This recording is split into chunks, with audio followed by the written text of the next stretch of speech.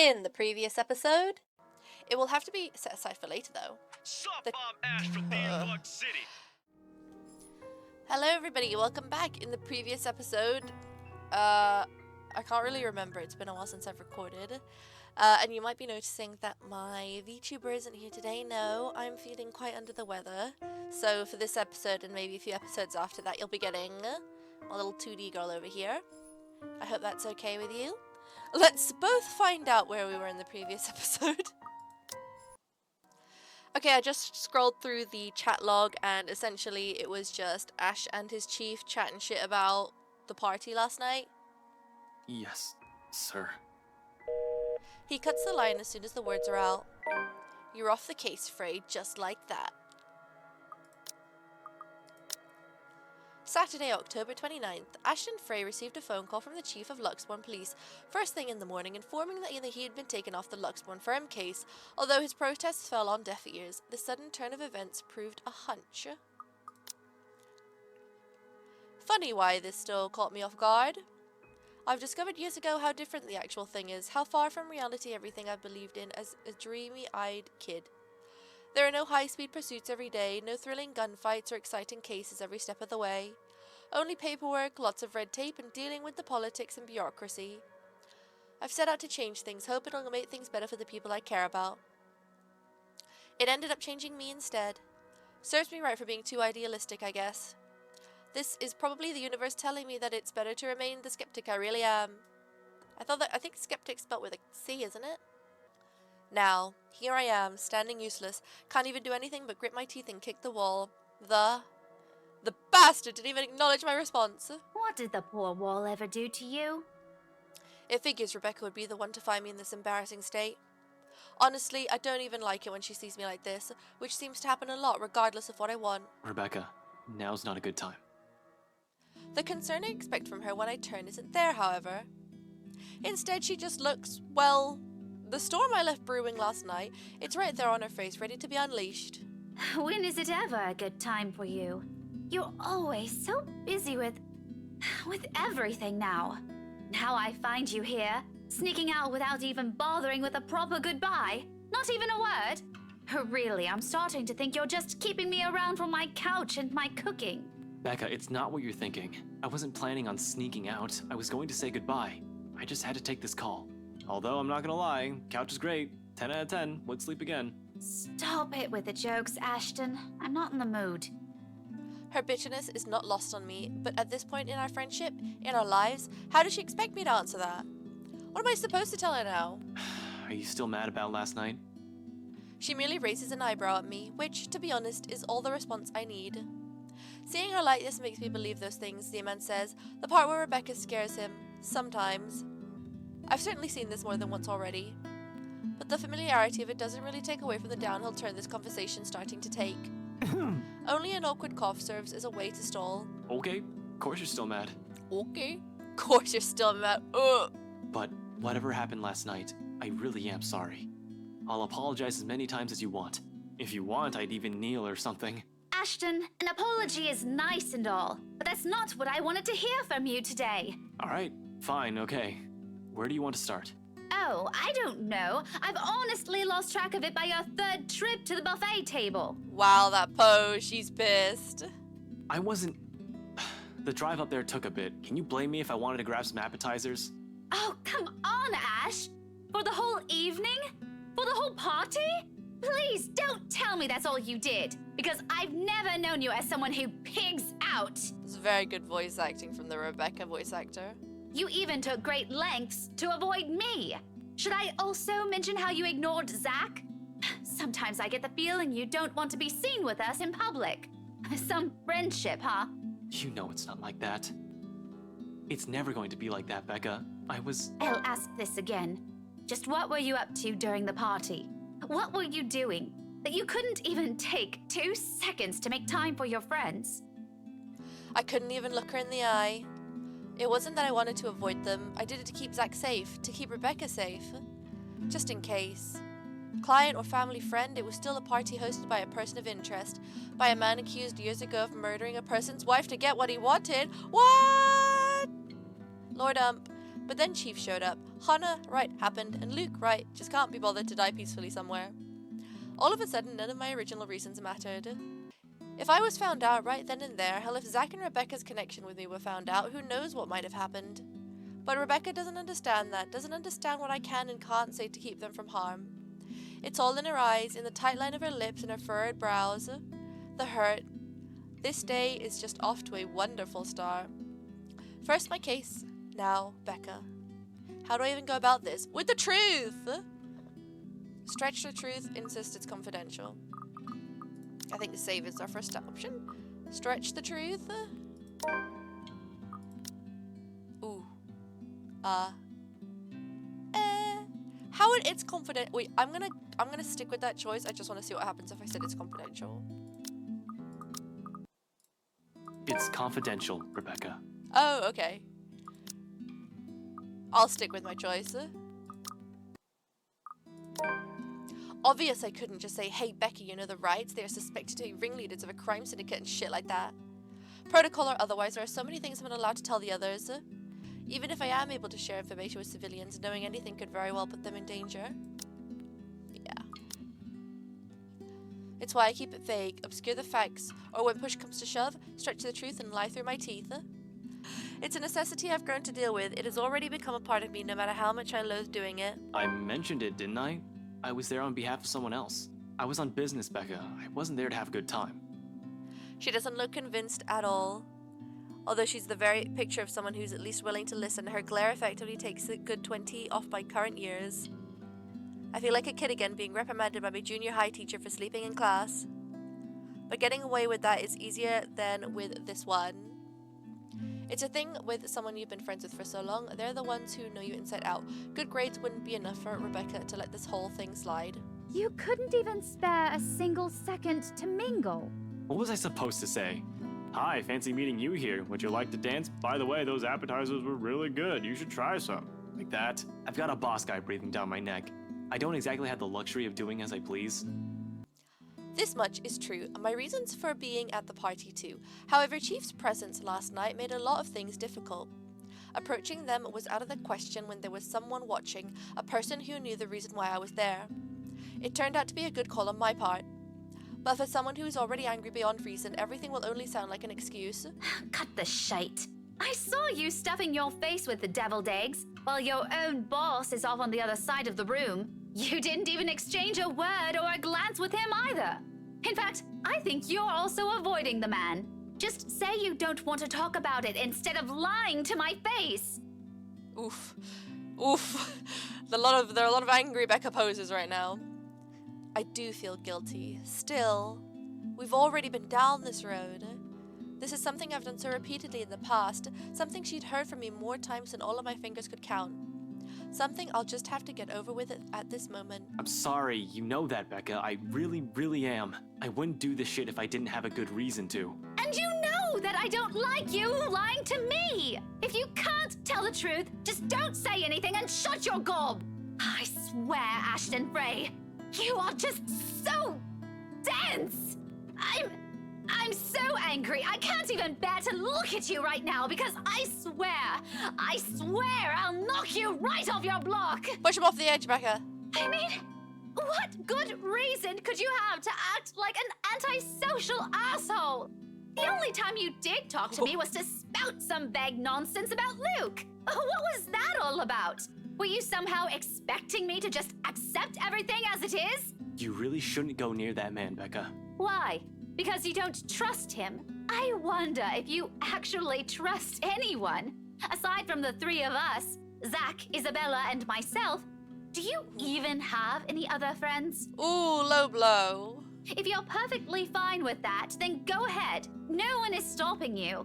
But don't expect me to share the same views. I can have a life of my own. Friends that I don't necessarily share with you. I'm an adult, Ashton. And I can make my own bloody decisions. I sure as hell can choose the people I want to let into my life. Of course she's allowed to do as she pleases. I never mentioned she couldn't. Us growing up together doesn't mean it always has to be just the two of us. It's a dumb idea to believe in when nothing ever remains constant. Things will inevitably change through the years. She'll make friends with people outside of our little circle. I'm just as free to form relationships with other people. But why, of all people, did it have to be him? Why does it have to be Luke Wright? That guy's nothing but trouble. How can she defend a guy like that? She's already calling him Luke, for Pete's sake. I trust Zach, I trust Isabella, and I trust you, Rebecca. So why can't you trust me on this? You need to stay away from that man. Because he's... I really wish I could tell you. What was that saying Isabella mentioned before? A liar is a brother of a thief? People who'll look at me now will probably say I'm a hair's breadth away from being a criminal. Z-Man said something like that once a few years into our friendship. I laughed it off back then, but now... They're probably right. Little by little, I'm becoming the very kind of person I hate. How ironic. The silence afterwards brings an even heavier air between us. Something that Rebecca thankfully doesn't allow to linger more than necessary. I suppose you have to go now, huh? The situation's already awkward as it is. Dragging this out will only make it more... what? Difficult? Messed up? As if it isn't already. Back to your case again? I don't really have to. I have no case. As far as the job is concerned, I have the weekend off until I have to report to Chief on Monday.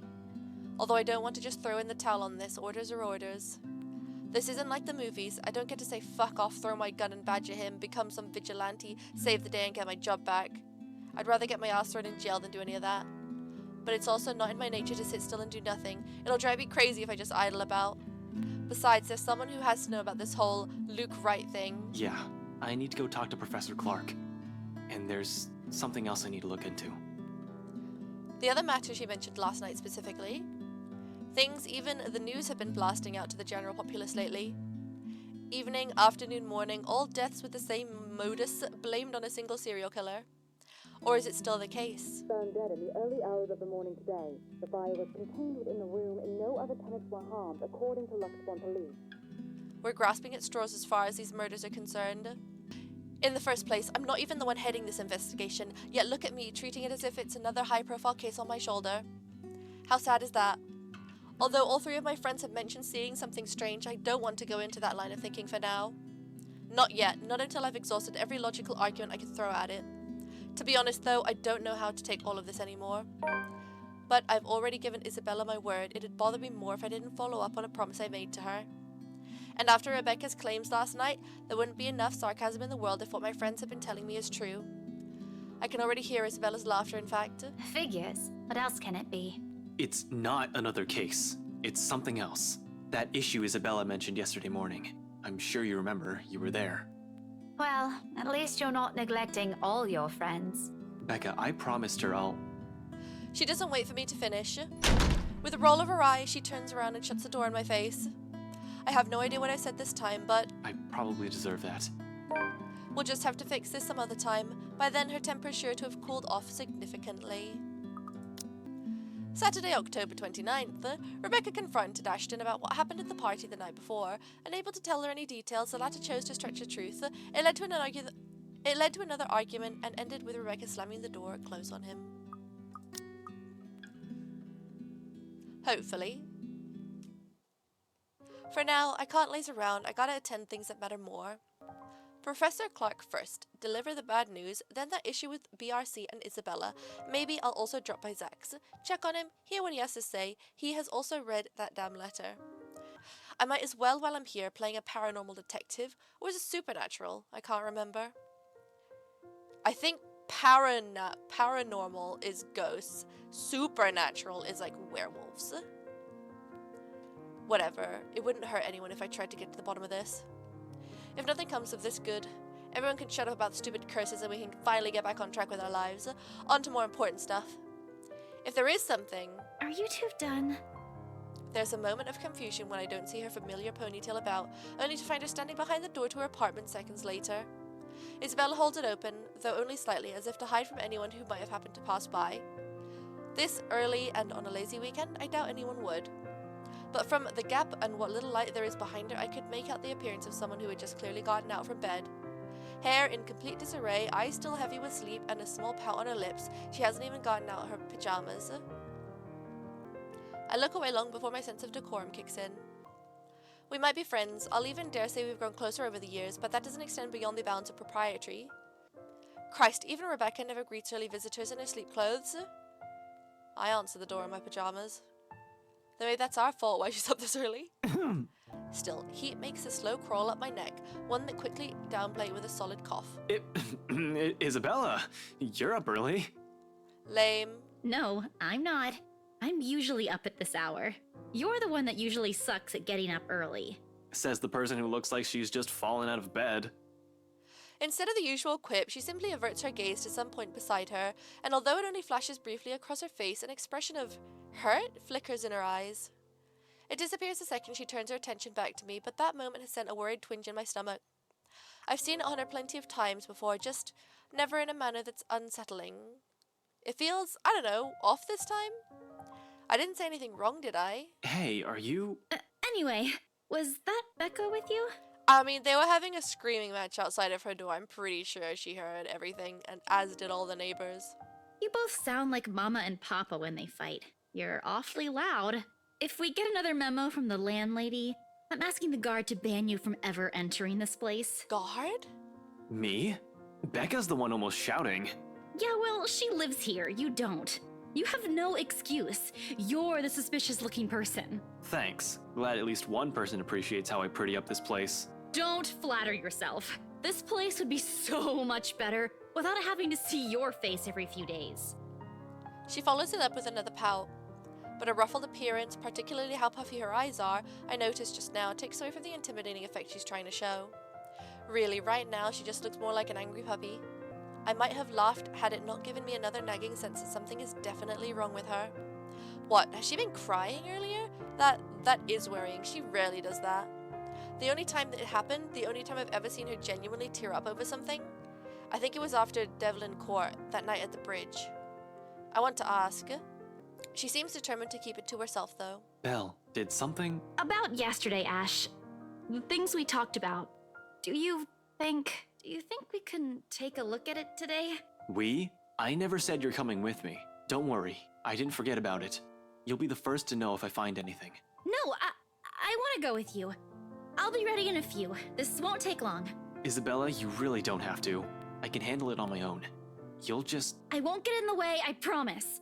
Besides, maybe I can help. You know, if there are files you want to check. I fucking read that as flies.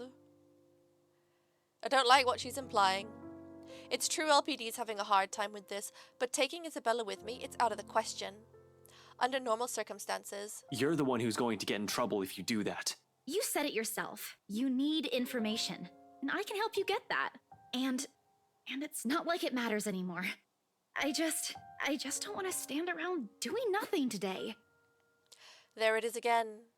The slight shift in her eyes, the mild crease forming between her eyebrows, and the mild slump in her shoulders while she crosses her arms tightly around herself. Like she's shielding herself from whatever painful thing there is out there. I have plenty of reasons why I shouldn't let her tag along. First and foremost, she's a civilian. Second, I have no concrete plan of action yet. I'm going into this blind. No matter how I look at it, it's simply better for her just to wait so she won't get dragged into what might be another one of my failures. Her assumptions might be a dead end for all we know. But seeing that expression on her, hearing her speak those words out loud, in a desperate, almost pleading tone, I can't bring myself to say no. So I give in, because right there I see myself in her. The person who doesn't want to stay idle, who doesn't want to think of the problems haunting him. All right, 5 minutes. What? You're timing me? Well, I can't wait forever. I'm a very busy guy. 4 minutes and 45 seconds, Isabella.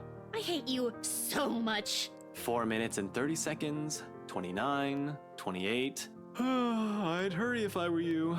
Ugh, you're awful! I hope you never get a girlfriend. She slams the door right after, although my chuckles in the mirth and the lightness in it linger. With her, those have always come easy somehow, even as its echoes fade and only the ghost of a smile remains. Okay, so we should have been shipping Ash with Isabella. Were we? Kind of shipping Ash with Zai right now. It's not like I'm looking for anyone else. Ooh! Ooh! Becca! Oh! I think Becca's heart just broke a bit. Ooh! My heart just broke for Becca. I want to tell her. Saturday, October 29th. Ooh, Isabella with her hair down. Disturbed by the ruckus outside her unit, Isabella reprimanded Ashton for the noise. The latter noted her disheveled appearance and puffy eyes, although before he could ask her about it, she brought up the issue with BRC again and insisted they both look into it that night. It's not because I can't. I won't. I'm the one who has chosen not to until I fixed myself, until I found myself underneath all that guilt and those lies I've been telling myself all these years. Because no matter how heavy the weight of these feelings are, I am not yet worthy of them. Of her. Until then, little words and gestures are the only thing I can offer, minor stuff such as you digging deeper into this thing with BRC in order to ease her worries. I'm not even sure if this will give us anything. Unlike with the firm case, which I already have proper leads on, I'm just going by her word on this. Speaking of the Luxbourne firm case, I still have to inform the professor. The apprehension's there for sure. I made a lot of promises to the man and would have preferred to tell him in person, not over the phone. But it's better for him to hear it from me rather than from a stranger. The railings offer a steady support while I wait for him to answer. I'd like to think I can do this without losing my nerve. My grip on the bar surely tightens though once the call connects. Ashton. Not running today, Professor? He's usually at the park on late Saturday mornings as long as it isn't raining cats and dogs. Keeps him young and healthy, he says, and he's certainly fit for a man his age with a sedentary job. Oh no, not today. He's definitely at the usual place though. Cheers and laughter likely from children and families filter through the receiver. I tend to avoid the park precisely because of this. No use reminding myself of the could-haves when it's already over. Mom's doing well with her career. Dad's also fine the last time I visited. Although neither remarried, they're both content with their lives as it is.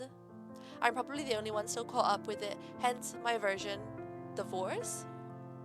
But all in all, it's still a pleasant sight to see if you're the kind who takes joy in such sights like Professor Clark does. Just thought I'd enjoy the nice weather before it takes a turn for the norm again.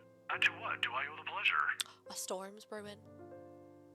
The guy certainly seems happy right now in any case. I almost don't want to break the news to him. But it's better to get this off quick as long as he doesn't shoot the messenger. He's not the type, however. Long-held resentment can change a person, even someone as mild-mannered as the professor. I was hoping to talk to you about the case. I suppose I'm just the downer today. As soon as I say those words, he pauses, and the lightness in his voice is gone in an instant. Every time we've talked about this in the past, he does that. He's probably trying to gauge the situation based on the tone of my voice. Perhaps it's a good thing I'm delivering this news through my phone. Who knows what he'll see in my face and my mannerisms. The art of keen observation, I learned it from the man.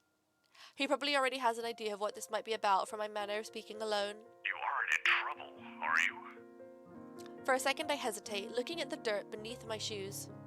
But I manage eventually. After a long, ragged draw of breath, I pick up where I've left off, though still fumbling with my words. Well, I'm in a bit of trouble, if you can call it that. Ashton. He only assumes that tone when there's a reprimand at its heels. But I'm not in danger or anything. You've said that same excuse a million times before, Detective Inspector. That exhaustive rasp in your voice tells a different story. It's nothing like what you're thinking. Don't worry. I was taken off the Luxbourne firm case. I expect anger, frustration, maybe even disappointment, but all he gives me is a small sigh of relief. Is that so? Well, at least you aren't in danger. Liz wouldn't be too happy if she heard you right now. Liz. Aunt Liz, she insisted I call her, his late wife. A sweet-tempered woman by so many standards, they were never blessed with kids and contented herself with simply managing their bakery. But she's the closest I had to a mum in the few years I had known her. The professor too. The professor is a mum. In the absence of my own parents in my life, the two filled the ache of their divorce left in me. Believe me, you'd get an earful. You don't want to show up on her doorstep looking like you haven't slept a wink either. How many years has it been since? 9? 10? I can still remember it vividly. 2 men, primly dressed, briefcases in hand, and a stern look on each of their faces. They were already frequent visitors to the bakery for a few months, something about the lot being a prime property in downtown Luxbourne. I think they were hoping to settle a deal with them, but neither of the couple gave in to their demands. Why should they? That quaint little shop was a dream for them. Aunt Liz sent me home early that night after a fruitless wait for the professor. The next morning, news of a bakery razed to the ground had spread across the whole city. 1 casualty. A few weeks later, the property was sold to the Wright Enterprise. Oh, I see now. My voice is going when I said that. A fucking hotel now stands in its place. Of course, an investigation was launched after the incident. The name Luke Wright was briefly at the center of it, but with the lack of any evidence, the case ultimately went cold. The professor hides it well, however I can tell that he hates that man to this day. He might even blame Luke Wright for every tragedy that happens in this city. The professor hides it well, however I can tell that he hates that man to this day. He might even blame Luke Wright for every tragedy that happens in this city. He has never blamed me though, when I'm as equally responsible. I knew something's off the moment those men stepped inside the shop. I could have saved her that night. I could have prevented anything from happening to her, called for help or whatever. I didn't. So it continues to eat me until today, the guilt. The Luxborn firm case would have been our chance at reopening that old case if we could prove Luke Wright of his crimes. Instead, we're back to square one. Yet, all he has for me are words of comfort, to think he can still be this concerned about me after my carelessness, after I've broken another promise a second time. People never cease to amaze me. You might think that you have failed as an officer. Or maybe you think that you have failed me. And you know more than anyone. I would love to see that man taken down. If anyone deserves to be tried in high court, it's him. But I'm glad nothing's happened to you while you were working on this. That's what's most important. I'd hate to get news like that again. Backtracking. High court is like... how do I describe it? I don't know anything about law. This is just my vague idea of it. So there's like magistrate's court, which is like small claims. And then if it goes to high court, that's if the issue is bigger than the magistrates can handle. Suddenly, he stops. I imagine a thoughtful look flashing in his eyes as he thumbs the wedding band on his ring finger before he continues. Another habit. He has never removed it since that day, has never thought once to remarry, even when he managed to continue with his life and return to some semblance of normalcy. It's his way of honouring her, I suppose, when he couldn't bring justice to the man responsible for his loss. Some people are just hard to forget. It's not like another death. Yours or even his will bring back my wife. Silence falls between us afterwards. I don't quite know what to say after that, really. Should I apologize? Show some sympathy? Going into this, I should have thought of something other than just breaking the news to him. As it is, it seems the only thing we can do is feel sorry for each other's misfortunes. I apologize too, for putting you up to this. In another occasion, under different circumstances, I might have accepted that, but... You didn't have to. But you've already done more than any officer who has investigated this. So don't worry about this, old man. I know your department's people all have their hands full recently too. What with the upsetting news we've been getting as of late. Deaths almost every day. I'm not entirely sure if that has anything to do with the other. It seems too big even for someone like him. But if this is that man's doing... Professor, please. Maybe if things around me hadn't started going beyond my control, the letter, the mansion, the supposed curse behind those, I'd still be quick to blame it all on the bastard too. But as much as I want to keep holding him responsible for it, to add another to his list of sins, it might not be the case. Agreeing will only cut a deeper wound on the professor. I don't want to keep him clinging onto this resentment for much longer. He has already gone through so many years of it. This kind of anger, it's the sort that blinds people. Despite his reassurances, the bitterness still seeps into every syllable he utters. It's one thing for me to act like this. It's painful to watch someone I've considered a second father to go down this path. Please don't apologize. It's really all right. I can try to get it back on Monday when I meet with the chief. No promises, but if not, I'll make sure to keep an ear out for any news. Chief said he's passing it on to a senior officer. I should be able to catch a few tidbits every once in a while, but I swear I won't just give up on this. I'll do everything in my power to get Aunt Liz's case reopened for you. Promises, again, a bad habit at this point. I wish I could do more for him. All this time I've prided myself over being the one who always knew. Because suddenly, aside from Wright and the murders plaguing the city, I have ghosts and curses to worry about, things that are completely out of my depth. Professor Clark's right in some way. Things would be so much easier if we just blamed Luke Wright for all of this. At least finding evidence would be a breeze, and I'd be all too happy to put him in a place he belongs. Although if he was, in any way, also complicit to what's happening, legalities may have my hands tied. But maybe that's my fault. I might have missed the ticket to closing the case once and for all last night, if only I had done a better job during the party. But you just shoving your face full of food. But then the commotion. There was Hannah Wright and Rebecca distracting me from my purpose too. I'd include that gate crasher as well, even though it's only for a moment. So many things have gone wrong last night that... This isn't a prank! I saw something! See? This is why I didn't want to tell you guys! It's not a joke! Will you guys listen to me first? I saw something in the house earlier. It stood right in front of me. If I hadn't gotten away, that thing might have... Last night, at the party. But it's real! What do you think I saw? It happened after, when I was trying to get away. I almost got stuck in the same room with that thing. We're all in danger. I thought you were my friends. Why don't you believe me? That woman. Why don't we all calm down first? I'm sure Isabella has her reasons too. No need to be hard on her. Shit.